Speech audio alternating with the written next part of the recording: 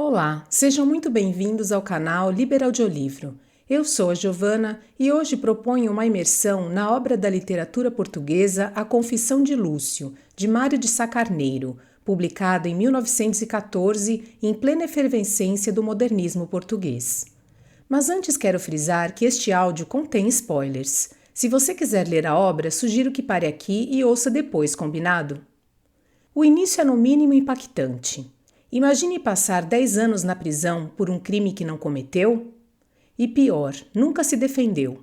Nem uma palavra no tribunal e agora, uma década depois, decide finalmente falar.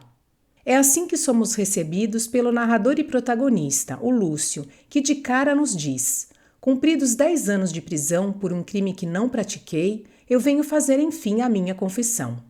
É um gancho que nos obriga logo a fazer uma escolha. Ou acreditamos na versão dele, ou pomos tudo a perder. Vamos mergulhar neste labirinto psicológico que o Sá Carneiro constrói, tentar entender as perturbações de personalidade que aparecem e a fronteira que está completamente diluída entre o real e o imaginário. E ele avisa logo de cara que a sua defesa seria inverossímil, quase como se nos dissesse: olhem, eu vou contar a verdade, mas preparem-se, porque a ideia do que é verdade vai ser testada. E ele começa a se descrever como um morto-vivo, alguém que depois da tragédia ficou tão despedaçado que a prisão lhe pareceu um refúgio, um alívio, um esquecimento. Este estado de apatia é fundamental para entender o ponto de partida dele. Ele diz que atingiu o sofrimento máximo, um ponto a partir do qual já nada o pode ferir. É a partir deste estado quase de anestesia emocional que ele volta a Paris, onde tudo começou, e é lá que ele conhece uma figura absolutamente central para o início da sua infelicidade: Gervásio Villanova. Ele descreve-o como uma curiosa personalidade de grande artista falido. O personagem é excêntrico. A descrição fala de um femininismo histérico e opiado, que se mistura com um ascetismo amarelo. Veste-se todo de preto, com um ar quase sacerdotal, mas o que fascina mesmo é a filosofia dele. Para o Gervásio, a arte não está na obra, não está no quadro ou no livro. A arte é o próprio artista, o seu modo de ser interessante e genial. O Gervásio é a sua própria obra-prima. Ele vive a sua arte e inventa um passado inverossímil. Diz que foi raptado por saltimbancos, não porque seja verdade, mas porque é uma história melhor, é mais artística. Ele é a personificação da decadência, da pose do final do século XIX, e é ele que introduz o Lúcio num círculo de artistas onde a atitude é tudo. Neste grupo, Lúcio conhece uma americana riquíssima e super misteriosa. A descrição dela é de possuir uma beleza que inspira receio, cabelo de um ruivo incendiado, alucinante. E o detalhe que choca o Lúcio: sandálias nos pés nus com as unhas pintadas de dourado. E a filosofia dela é tão radical como a aparência. Ela defende que a voluptuosidade é uma arte, talvez a mais bela de todas, mas não fala de sexo de uma forma banal. Ela descreve uma espécie de excitação sexual espiritualizada, ligada aos elementos: o fogo, a água, a luz. É a tentativa de transformar o prazer carnal numa experiência quase mística. E ela não fica só na teoria. Organiza uma festa no palácio dela, a Orgia do Fogo. O ambiente é descrito de uma forma alucinante. Fala-se de uma luz sexualizada que se respirava, uma festa com danças eróticas, corpos nus. Esta cena não é um delírio para chocar o leitor, mas uma alusão ao modernismo, uma tentativa de transformar a vida numa obra de arte total, onde os sentidos se confundem. É a tal sinestesia, e o prazer se torna uma filosofia. É uma busca desesperada por sentir algo real, por quebrar as barreiras entre a arte e a vida, o corpo e o espírito. O clímax da festa é a própria anfitriã dançando com o fogo com partes do corpo pintadas de ouro e, para terminar, mergulhando num lago que fica vermelho de brasas. É uma cena tão intensa que o próprio Lúcio admite que parece um sonho. Mas no meio de toda esta loucura acontece o mais importante para a história. Ele conhece o poeta Ricardo Loureiro. E o Lúcio diz de forma muito clara: o encontro marcou o princípio da minha vida. E é aqui que a narrativa vira completamente. Saímos da descrição estética e entramos de cabeça no drama psicológico. A amizade com o Ricardo é o verdadeiro motor da tragédia. É uma ligação intelectual e emocional profunda, mas o Ricardo é uma alma torturada. Ele revela ao Lúcio uma angústia existencial, uma percepção da realidade que é completamente distorcida. Os relatos dele são arrepiantes. Ele diz que é incapaz de se projetar no futuro. A frase é: "Até hoje ainda me não vi no meu futuro." E tem medos bizarros, medos de arcos de rua, especialmente os que enquadram uma vista longínqua, medo de bailarinas de music halls, porque todas parecem iguais, entre outros. Ele não consegue ver as bailarinas como indivíduos, por parecerem iguais. Os arcos que enquadram uma paisagem sem fim é um conceito abstrato que o esmaga. É a ansiedade existencial a manifestar-se de forma quase física. Ele diz que a sua alma está estremunhada. Depois vem a revelação mais perturbadora de todas. Num jantar, o Ricardo diz que não pode ser amigo de ninguém. Para ele, a amizade implica um desejo de posse física, um desejo de morder a boca, de estreitar, enfim, de possuir. Ele diz que, como não pode possuir fisicamente um homem, nunca poderá retribuir a amizade do Lúcio. E chega a dizer que a única solução seria um deles mudar de sexo, mas depois clarifica que o desejo não é carnal, é da alma. A frase dele é: "Só com a minha alma eu lograria possuir as criaturas que adivinho a estimar."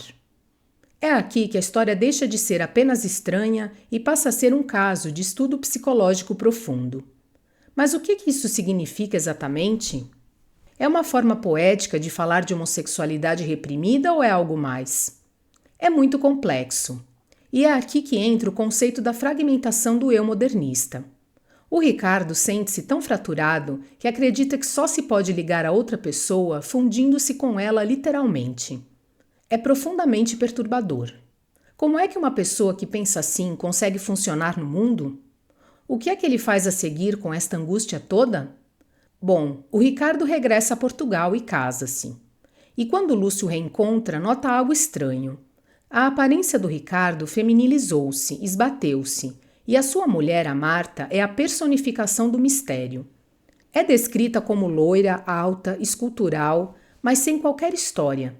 E o Lúcio fica obcecado com este vazio. Ele percebe: aquela mulher erguia-se aos meus olhos como se não tivesse passado, como se tivesse apenas um presente. Esta situação atinge o pico durante um concerto onde o Lúcio tem uma visão aterradora. Ele vê a figura da Marta dissipar-se e esbater-se, até que desapareceu por completo. A poltrona onde estava fica vazia e ela só reaparece no final da música. A realidade está literalmente a desfazer-se na frente dele. E é neste clima de realidade que ele e a Marta se tornam amantes. Mas não é um caso de amor típico. Ele descreve uma mistura de desejo e uma repulsa física inexplicável, como se estivesse a possuir uma criança, um ser de outra espécie ou um cadáver. É horrível. E o mais bizarro é a reação do Ricardo. Ele não só sabe como parece feliz, cúmplice. Facilita os encontros entre a mulher e o melhor amigo. Qualquer noção de normalidade, de lógica social, desapareceu, e a situação escala quando Lúcio descobre que a Marta tem ainda outro amante.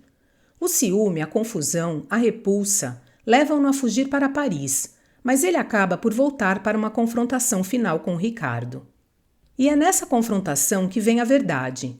E que verdade! O Ricardo revela que criou a Marta. A expressão exata é: criei-a.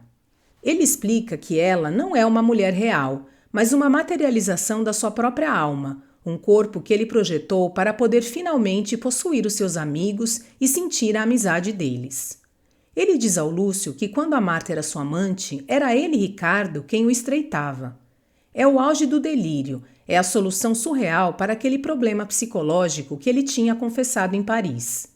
Ele dividiu-se em dois literalmente, para contornar as barreiras do corpo e do sexo, para alcançar a fusão de almas que ele tanto desejava.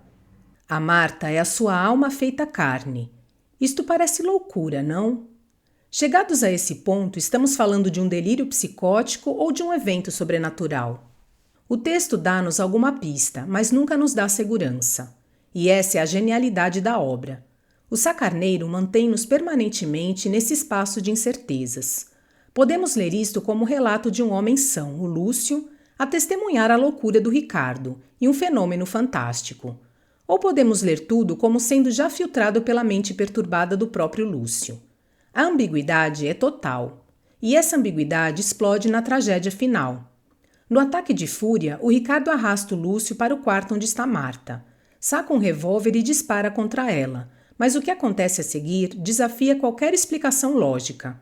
O corpo que cai no chão não é o da Marta, é o do Ricardo. E a Marta simplesmente evolara-se em silêncio, como se extingue uma chama. Desapareceu. O revólver fumegante está no chão aos pés do Lúcio. Ele grita e é nesse preciso momento que os criados entram e encontram-no naquela cena impossível.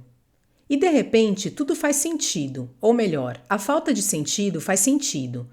É por isso que ele se calou no tribunal. Como é que se explica ao juiz que o homem que se suicidou era, na verdade, a mesma pessoa que a mulher que ele estava tentando matar? E que essa mulher nunca existiu de verdade? É a defesa perfeita para um romance e a receita certa para uma condenação na vida real. A obra está cheia destes ingredientes: o eu fragmentado, a dualidade, a dificuldade em distinguir o real do imaginário, a sensação de não pertencer ao próprio corpo. No fim de tudo, ficamos com a versão do Lúcio. Ele apresenta-a como a verdade, por mais inacreditável que seja, para provar sua inocência. Mas a obra deixa-nos com uma dúvida muito provocadora. E se dermos um passo atrás? E se a própria confissão do Lúcio for a verdadeira ficção? E se estiver mentindo desde o início? Pensemos nisso. Não poderá essa história elaborada, fantástica, sobrenatural, ser ela própria uma projeção, uma construção mental complexa criada por Lúcio para escapar à culpa de um crime bem real e muito mais banal? Um triângulo amoroso que acabou em tragédia, um crime passional talvez, onde ele matou o amigo por ciúmes da mulher, a Marta, que seria uma mulher de carne e osso. E para não enfrentar essa realidade sórdida, ele constrói essa fantasia na sua cabeça. Certo é que a história nunca nos dá uma resposta definitiva, deixa-nos suspenso nesse limbo entre a verdade literal e a verdade psicológica. Vale muito a pena ler esse livro. Desejo que tenham gostado. Obrigada por sua companhia e até a próxima.